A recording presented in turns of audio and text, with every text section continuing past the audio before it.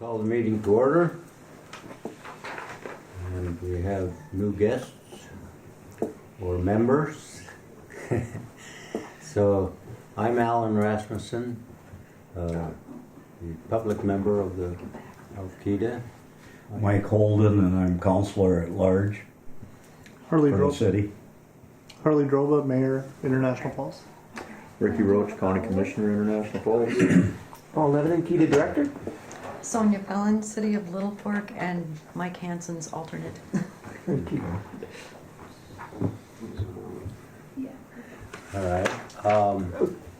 Got Kyra, we got the. Oh yeah. Kyra Hasbargen, Secretary for Keda. Hey. They're busy. Excuse me. And we have Darcy and Pam. Good morning. Good morning. Good morning. All right. I say good morning. Yeah. Yeah. All right. First item is to approve the agenda. I would move the agenda, but I'd like to see number 4 struck from the agenda because we don't have anyone here representing the golf course. Okay. Well, I wanted to have discussion. I don't know how long we're going to put it off, but I'd like to have discussion. That's all it was, is just to discuss the golf course situation.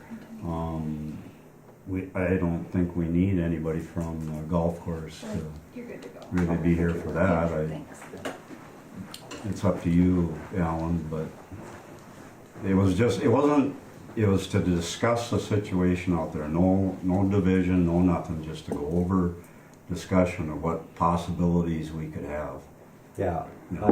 I think we could approach the subject to get it I don't think we need a long discussion. No.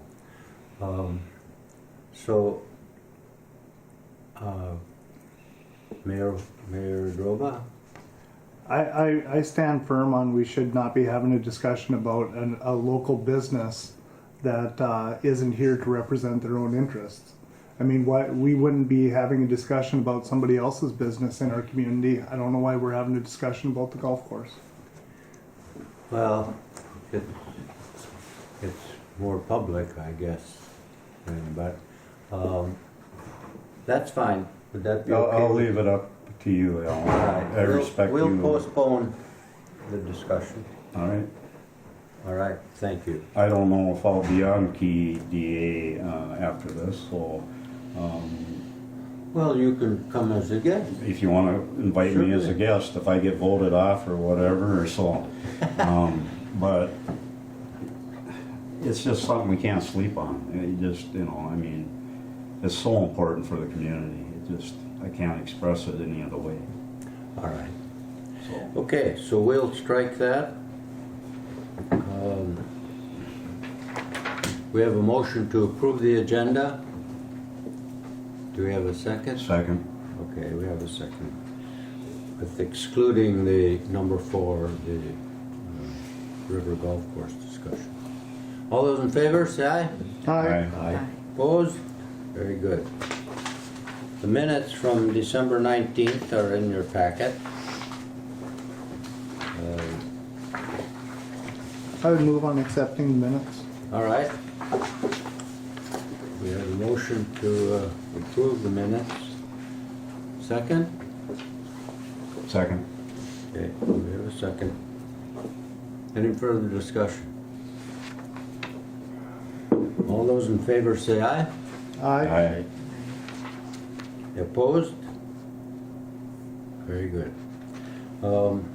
Next item is the treasurer's report, Treasurer Holden. All right, so first I'll start out with cold weather testing. We had 11,000 to CWT from JLR transfer, and then I recommend through a motion to pay $15,090.98 in unpaid bills detailed. I went through all the receipts, signed all the checks, everything looks great, of course, and so I make that motion to pay those unpaid bills, and the transfer is part of that. Okay. So we have a motion from the treasurer, which does not require a second, to pay the unpaid bills and to approve the transfer from JLR. Yep. Any further discussion, questions? You said 15,000? Yeah, it was for cold weather testing, it was Oh, I don't know. total of unpaid bills is $15,090 Okay. Well, there's two and different 98 cents. Yep. I'm following. financial pieces. Yeah. Mr. Chair, if I could just make one comment here regarding where we're at here. Yeah, we, and this is for the new members or people that join us that don't have a lot of experience. We have two different accounts. We've got Keda cold weather testing account and our regular operational account. Cold weather testing obviously is expenses and revenue related to our activities. And it's as noted earlier that for receiving payment from some of these, some of our customers, it's a 60, 90, it's been up to 4 months, 90 days, up to 4 months to receive payment. We knew it was going to be very close in terms of timing. We've got some receivables coming in, but because of timing and because of actually the cost of everything, inflation has affected especially utilities, that we're seeing a big jump in our expenses to support the cold weather testing activity that we had to move. Kyra had to get very creative just to pay the bills this month because of that timing issue and because of the increased costs. We knew it was coming, but again, I just emphasize that at some point, given the way that our revenue comes in and our expenses, that we are going to probably have to approach the city and the county for additional funding to get us through. We haven't done that to date since Keda was created and we've got into this separation of cold weather testing activity, but we're getting to that point, and I applaud Kyra for getting creative, but we've held off as long as we can to try to do this in a meaningful way that takes into account the timing issue, but also make sure that we take care of our expenses. So I just give it that caution that next month is going to be tight again until we start seeing some payments from some of our cold weather customers. But at some point, we're just going to have to go back to the city and county and ask for supplemental funding, or for possibly giving us a vacation or a holiday from paying the rent to the airport commission for the facilities over across the way here.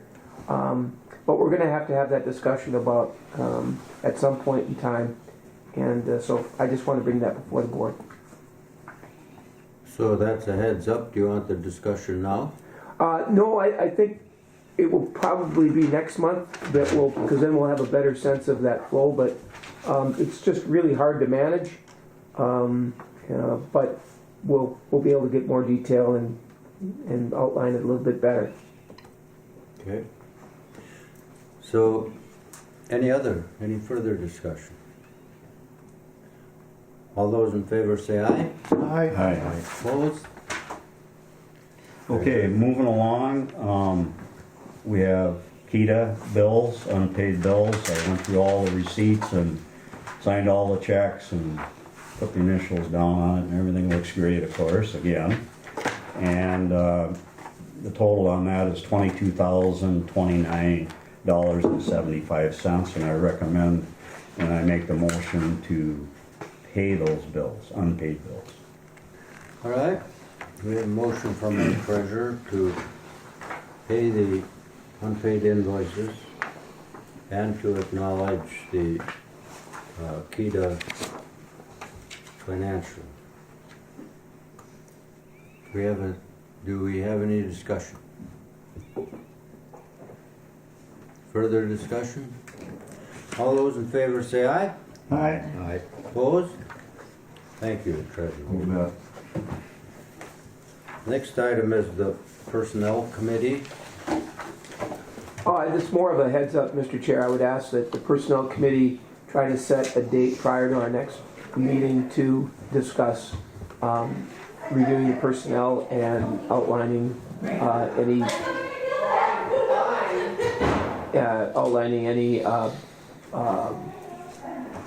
discussion regarding personnel going into 23. So look to just set a date to have that personnel committee meeting.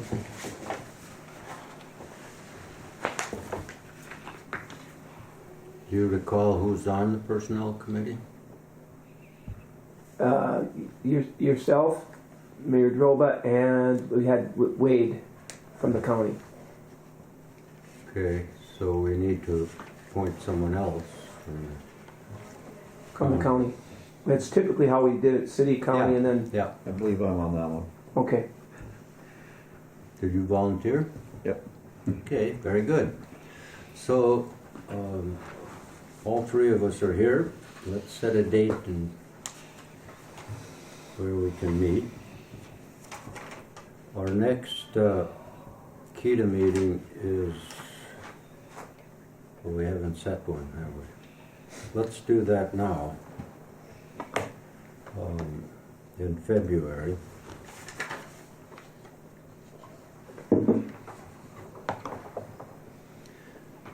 It's normally the third Wednesday, is that what we've settled on? Monday. Third Monday, Third. yeah. The third Monday?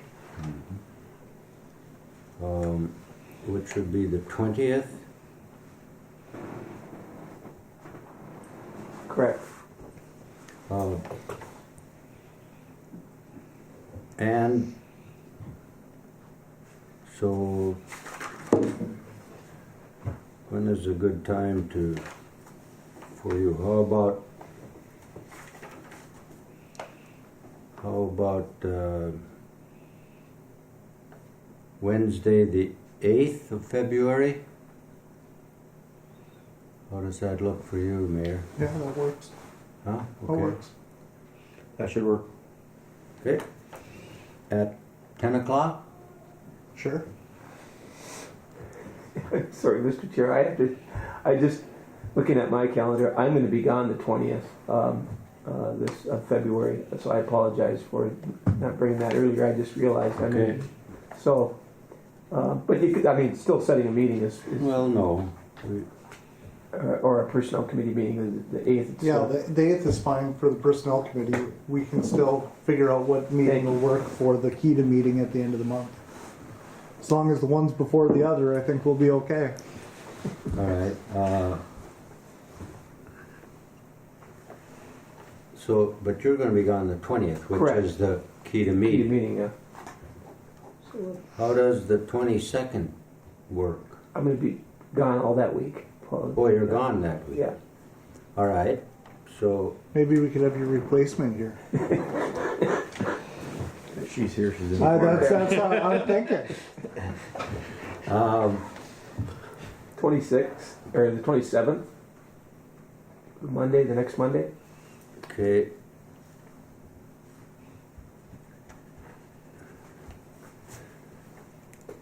That could be a problem for me, but we We could let you call in. can set that, The 8th is fine, yes. what? Oh, I thought we were still. What did you say, 27th or 28th? Yeah, either date. I mean, I'll be back on the 24th. How does the 28th work for you, Commissioner? Normally we have our county meetings at 9:30, On Tuesday? Tuesdays, yeah. Okay. So let's set it for the 27th.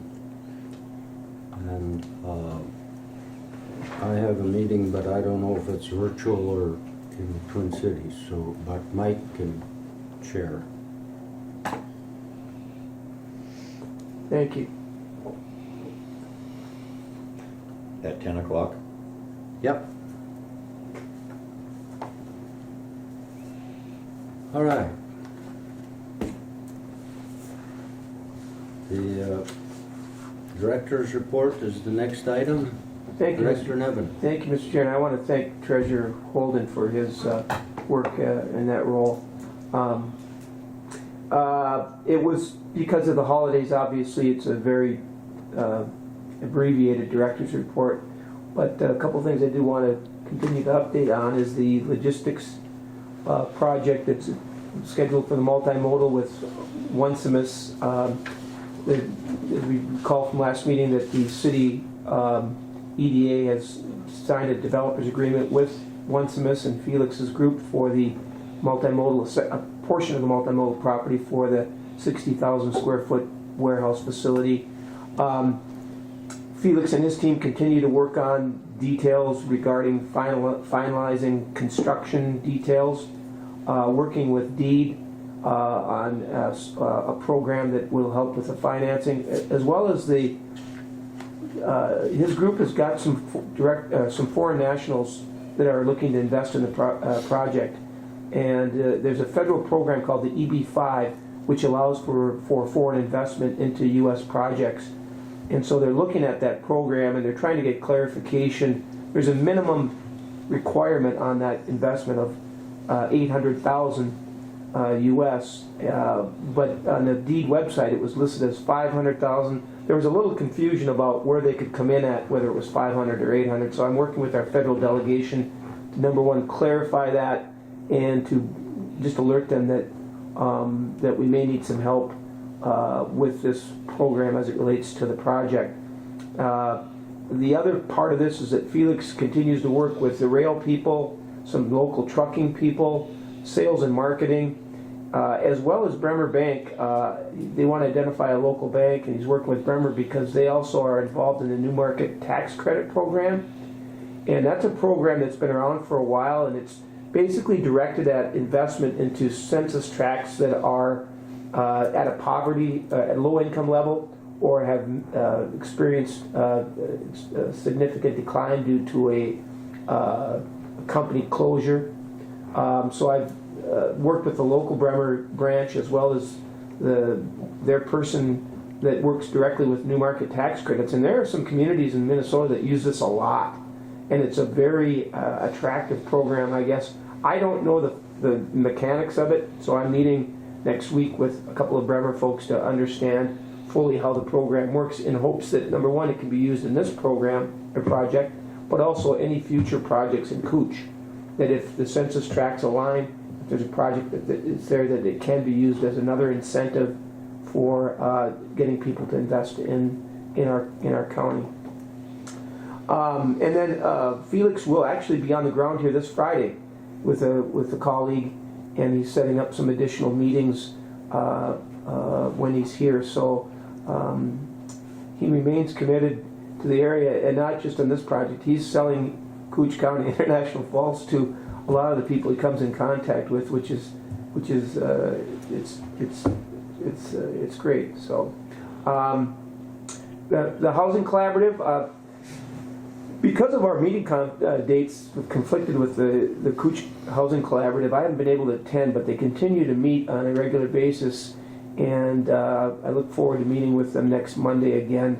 As I mentioned at the last Keda meeting, housing continues to be a real challenge, and I think a priority for throughout Coochigan County, and I think it needs to be a topic that gets full attention. And I know that there's some projects pending, including primarily AB, but the city's got working with their engineering firm, identifying some parcels within the community that can be used, and we've surveyed with other communities in the county that are looking at how to approach this housing challenge or crisis, however you want to frame it. So anyway, we'll get back on and hopefully report back on any new any progress there. And then just a couple of miscellaneous items. Mayor Droba and I had an opportunity to appear on local radio right before Christmas to kind of do a year-end review about some of the projects and developments around economic development throughout the county, and some of the initiatives that we've been working on that will carry over into 2023. So it's always a good opportunity to kind of let folks know the work that we're doing. And some of the projects, as we outlined, we're not directly involved with, but under the umbrella of economic development, we certainly try to play a role where we can. So thanks, Mayor, for taking the time, and he's always a good partner on the radio.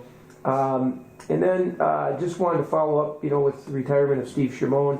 He provided our legal representation for Keda as well as the city.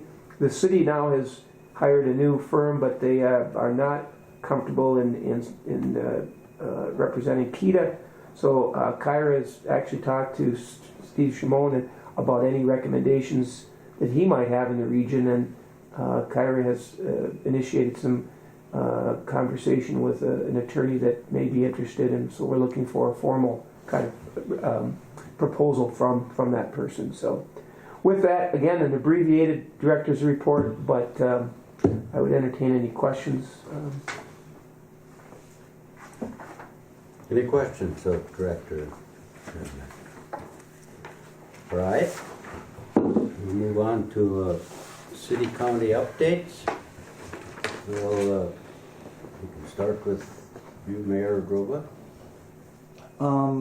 Paul had touched on a couple of things that the city's working on regarding housing. We did have an EDA meeting last evening, which is chaired by Councillor Holden. We have Bolton and Mink. They are looking at properties both owned by the city, owned by the county, and owned by individuals that would be developable property. We're reaching out to the individuals to make sure that they're okay with their information going up on a website that would make it public information to be able to market those properties for development.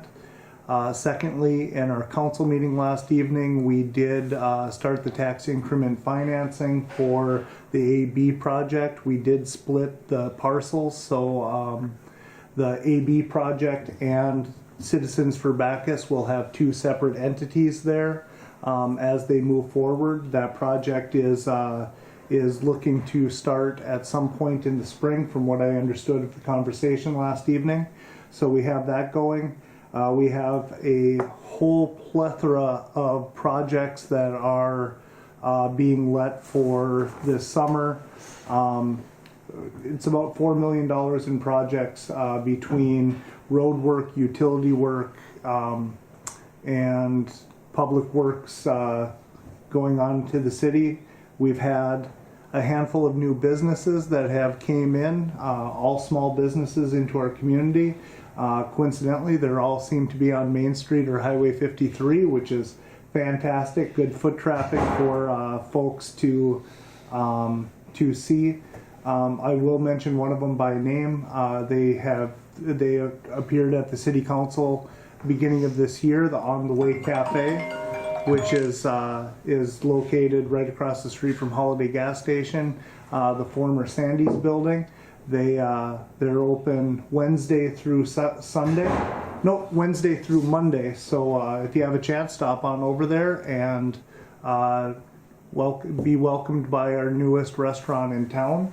And then we do have a couple other ones that are open, but they haven't applied for their licenses, or they didn't need licenses, so it's not necessarily public information at this time. So with that being said, I think we have a lot of really good stuff going on in our community. Yes, thank you. Commissioner Roach. I'm new at the commissioner, so we're just getting up to speed on everything, so. We've been discussing the jail and all the stuff that's gotta happen over there, and Yeah. lots of money to be spent on a jail. So, Clerk Sonia? I just found out I was coming to this meeting Oh, yesterday, so I didn't hear back from a couple of the other small cities that I reached out to Sure. before the meeting. So I can only tell you about Little Fork. that's fine. Our council meets on Thursday, and we will be discussing the RV campground again, and still looking for funding to do that project, and reapplying for LCCMR funds to do so. I think the big word for Little Fork in the past few months has been change. We haven't lost businesses, but we've changed hands with a lot of them. The Jack Pine has new owners. With Stephanie Fairchild was the KHS administrator, and she also ran the Little Fork Times and Fairchild Sign Company, and she moved and took a new position in another community, and so we'll have new leadership at KHS soon when they hire somebody. However, the good news for the community is that Benedict, Nick and Christy Benedict purchased the sign company, and they're loving it. They're advertising, they're doing well, so that's great. Whitney Junker Sims purchased the newspaper and has published her first issue, and that's going well, and Steph's been helping both of those folks get started in their new businesses, and so that's great. Yeah, the Jack Pine's got new owners as well. The liquor store is doing well with the new owners, and Is Junkers officially open? Junkers is open for business and getting more stocked all the time with goods, and Poking Horns is still going. There, we just continue. We finished our water sewer project, but there's always more. As soon as you finish something, Another then one there's kicks in. more things. Roads are our next issue. We were hoping to do Main Street at the same time the state did Main Street, but they've pushed that out so far that if there's going to be street paving or things like that to be done, it would be, we may have to do it sooner. But So could you just refresh the boards, the RV park, the location of that, and kind of where, the price tag and kind of what's involved in that? do you know where the city gravel pits are? Wagner's had a parcel out there that he donated to the city to use to develop as a park, and if the park becomes a reality, that will be through grants, and if we can't do it through grants, obviously the city can't afford to just build a $4.5 million RV park. So we applied for our LCCMR funding last year and didn't make that round, but we are working with SEH Engineering and Jason Chop to reapply and to also look for other sources of funding. Even if we did get the LCCMR grant, it wouldn't pay for the entire project, so we'd still be seeking other grants and funding sources for the remainder of the project, but he seems confident that there are funds out there for that type of project. And I think that if that RV park could get traction and actually happen, that it would be a great thing for the city, for the county. It works well with the Voyager ATV connectivity project that they're trying to get everybody connected throughout northern Minnesota and get more ATV traffic up here. Big Falls Campground is full.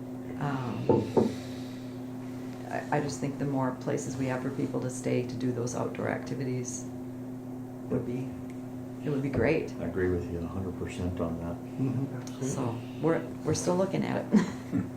So that gravel pit that Wagner's, is that right across from like Junker's Yes, the old lumber company? they're all kind of right across there. All of They're them all are, kind of yeah. connected, yeah.